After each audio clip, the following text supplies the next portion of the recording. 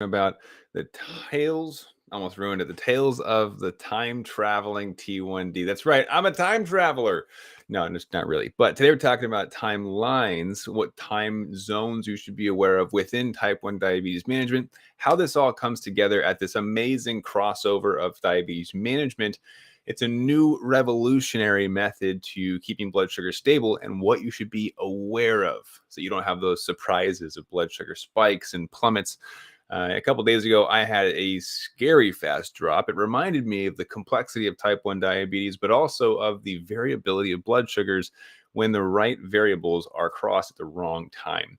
If you don't know who I am, my name is Matt Van de Vecht. I'm a certified master fitness trainer and nutritionist living with type 1 diabetes. And I'm here to tell you stories about my own life, lessons that I've learned, and pieces that I want you to understand to better understand your diabetes and hopefully to yield more stable blood sugars. So that's what we're going to do today, chat about what that looks like. And so within blood sugars, we got these timelines, right? And timelines are difficult to understand if you don't know what to look for. So first, I want to help you understand this concept with a story. And so I actually just got finished with oh, you guys are too kind in the comments. Love you like a brother, Matt. I appreciate that. Hello from Lori on YouTube. Hey from Paul on YouTube. Got Instagram firing up. Cool. A quick story. I actually just finished chatting with one of our previous clients, an amazing conversation. And she reminded me of a tip that I gave her on one of our consulting calls. And she essentially said, you told me to look at my blood sugars 4 hours before and 2 hours before to reassess any decisions that have to be made before I enter into an endurance athletic competition. And the reason that 4 hours and 2 hours were so important is that for her, we were considering insulin on board as it relates to activity impact ratios. I'm using a lot of terms that we talk about in our program, so don't worry if you're not following 100%. That's just kind of how it is. You won't know until you know. But understanding that 2 hours before the race, it might be my last chance to give a correction because I don't want to give a correction too late, too close to the event itself. Similarly, this is actually a story from my own life. There was a time many years ago where I went to the gym, blood sugars were high, they were 200 something, and I gave a correction. I was like, whatever, give insulin, let's go work out.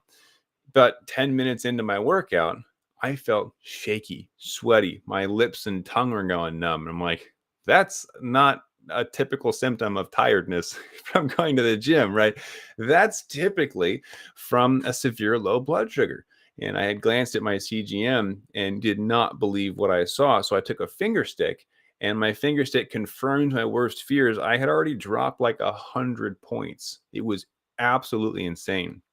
So what I ended up having to do was cut the workout short, very short, go chug a juice box and sit in the corner of the gym while my time for the workout had passed me by. It was very frustrating. I felt defeated. And really what it was a simple equation of the timeline. So what I want you to consider as we're looking at the timelines as they relate to diabetes is what timelines do I need to consider in the now so that I can predict the future. And I use the term time traveling because essentially I'm traveling to where I want to be. Like, let's say 2 hours from now, where do I want that situation to be? What do I want that situation to look like? What is my target blood sugar 2 hours from now? So instead of saying blood sugars are here at 150 right now, and it's either good or it's bad or it's neutral, right? Instead, it's okay, blood sugars are at 150 now, good, bad, neutral, whatever. Where are they going to be 2 hours from now? And is that good enough? Right. And if it's not, I need to change my course of action to match that so that 2 hours from now, I can predict where they're going to go and then be stable over the next 2 hours. Right. So another example I'll give you guys, going to the movies used to be a very difficult task. I kind of just accepted for a while there that you just go high in the movies, like your blood sugars would skyrocket and you're like, well, I'm not going to leave. So you're going to deal with high blood sugars, right? And what it's interesting about that is that it doesn't necessarily have to be that way. We just have to use these timelines as an example where, okay, the movie's 2 hours long. I have X amount of insulin on board, right? Go through my checklist of all the factors. What else is going into this decision? I had a meal recently. Was it high fat or proteins? Is that going to cause a delayed impact? So the knowledge base is going to come in super handy here, right? for all the kids, super clutch, right?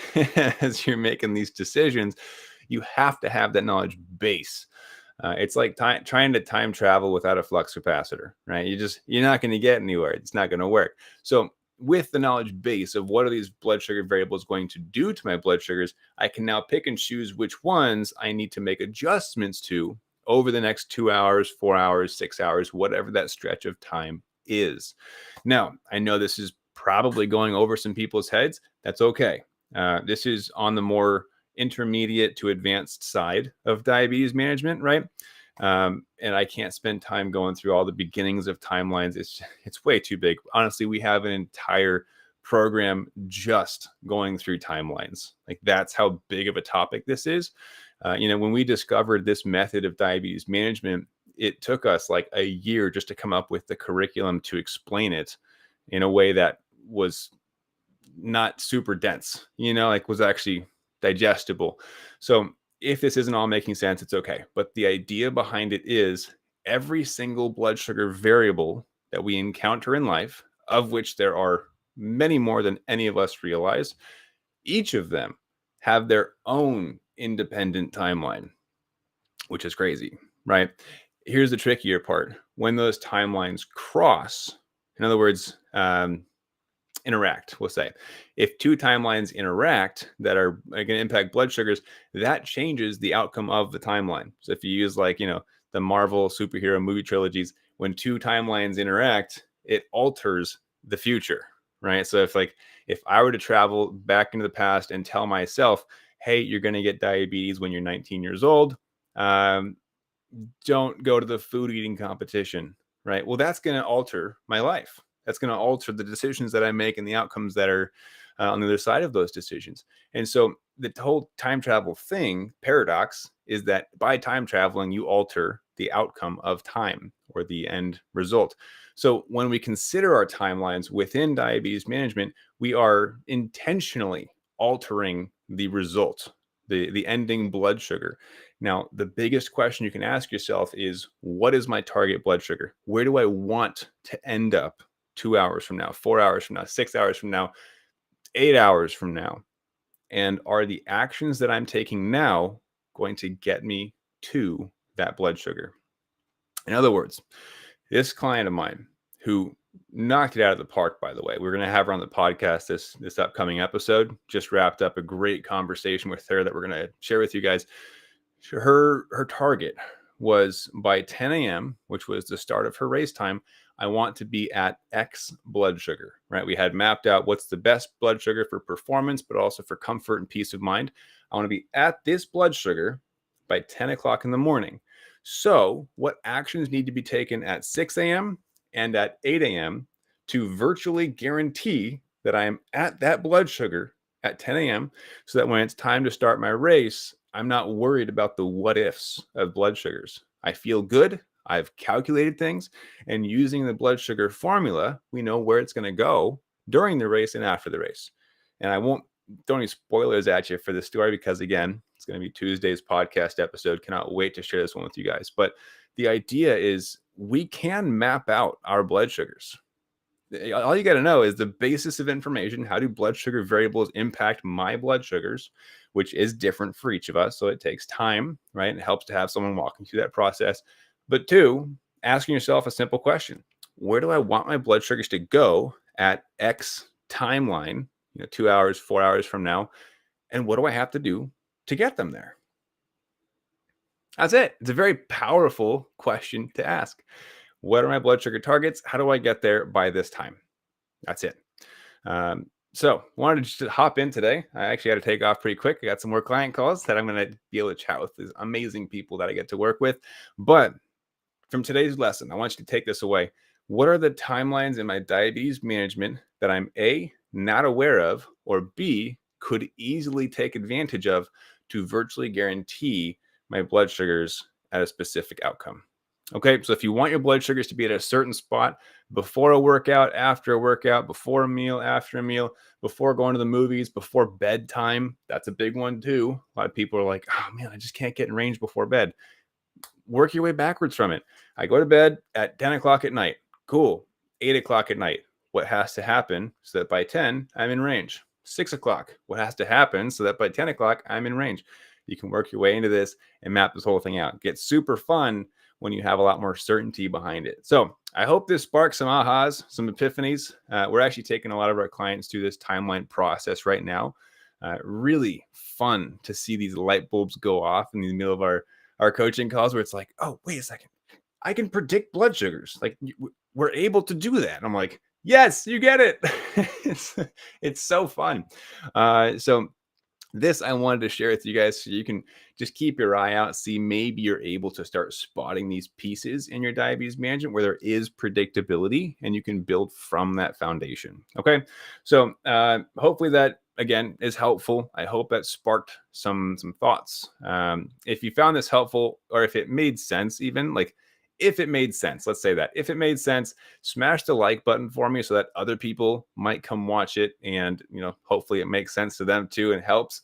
If it's a little bit too high and nobody hits the like button, then I know we'll bring it back down a level. But outside of that, if you're somebody who hears this and you're like, timelines sound cool, I'd like to learn more about that. While there are no spots open right now in our coaching programs, happy to have conversations and see if we can toss some trainings your way that might be helpful and at least get you going in the right direction, while you're managing your diabetes. So if that sounds like you'd like to at least have a conversation with somebody on our team, maybe get some free trainings and, see if there's room for us to even help, then go ahead and just comment the word coach and one of us will reach out to you, see where you're at and see if we have any trainings that might be of value to you. Okay, so toss the word coach in there if you wanted to have a chat, and I hope you guys have a fantastic rest of your day. I got to bounce. I got another meeting, and we'll catch you guys next week, every Thursday, 4 p.m. Pacific, 7 p.m. Eastern. Thanks so much for hanging out.